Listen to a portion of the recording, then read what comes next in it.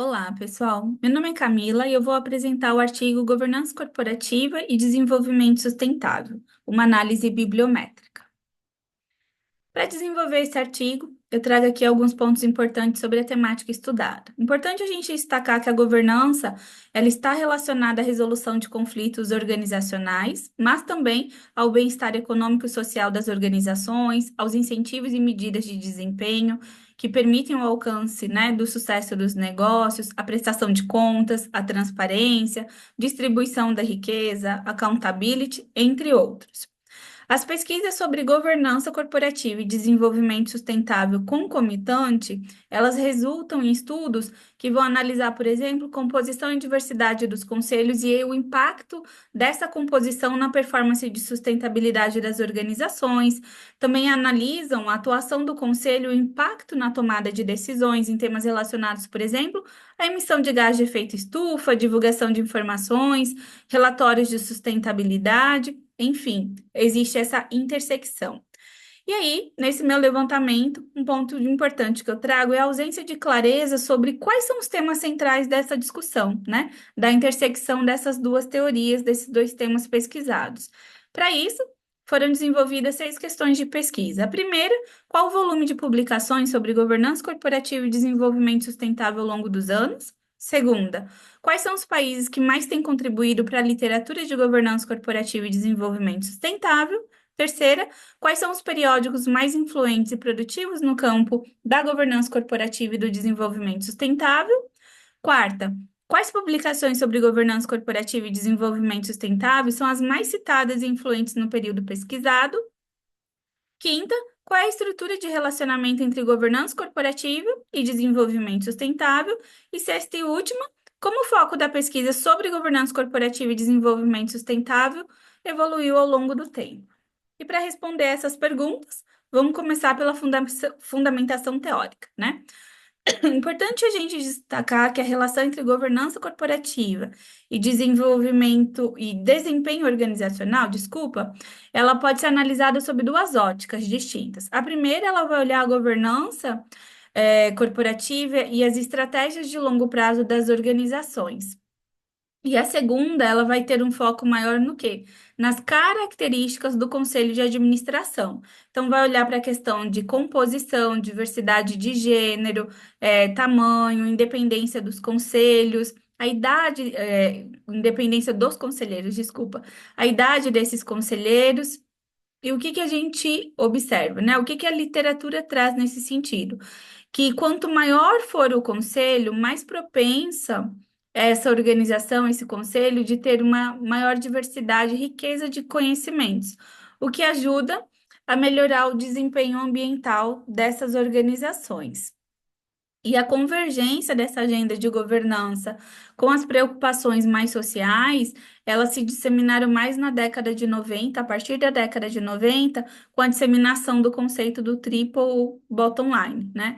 Então, nesse momento, a agenda de governança, ela sai do foco do CEO, dos CFOs, dos conselheiros, e ela passa a olhar o quê? A responsabilidade dos conselhos, desses conselheiros nas organizações, né? Endereçando diversos temas, do negócio. Para desenvolver esse estudo, eu realizei uma análise bibliométrica, né? O estudo bibliométrico, ele tem por objetivo analisar os aspectos quantitativos da produção, divulgação e o uso das informações, né? Por meio de modelos matemáticos e medidas para realização de previsão e tomada de decisão.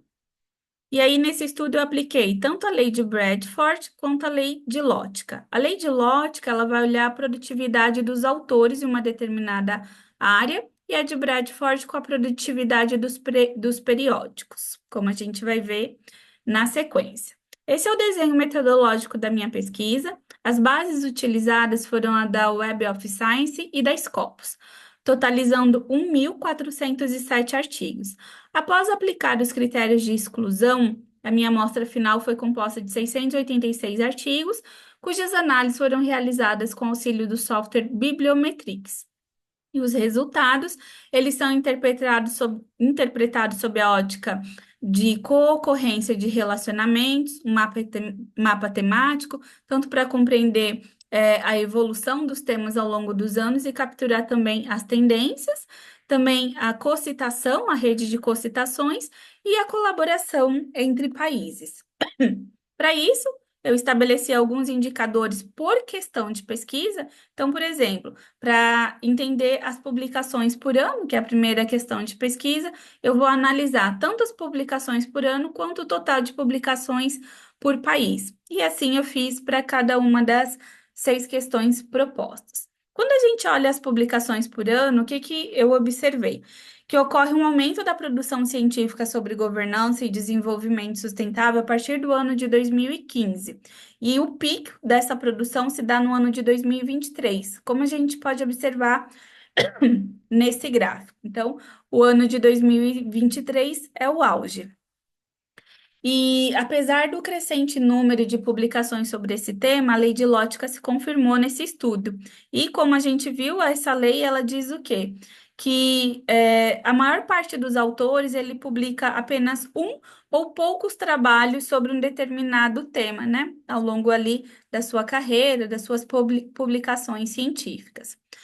Dentre os países mais citados nas análises se destacam a China em primeiro lugar, o Reino Unido em segundo lugar, seguido da Espanha em terceiro, em quarto a Itália e quinto a Austrália. Aqui é a rede de colaboração, o Brasil inclusive aparece nessa rede mais amarelinha, laranja, tendo um relacionamento mais forte com Israel, Portugal e Chile, mas também com uma ligação direta com a China, que é um dos maiores produtores de estudos científicos nesse tema.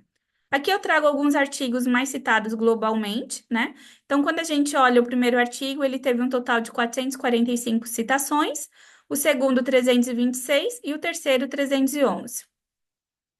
O primeiro artigo, ele vai falar dos papéis, né, das responsabilidades do Conselho de Administração na disseminação dos reportes de responsabilidade, né, social de maneira geral, correlacionando a governança corporativa. Já o segundo, ele tem um foco mais na composição especificamente dos conselhos e a performance disso nas firmas, nas organizações.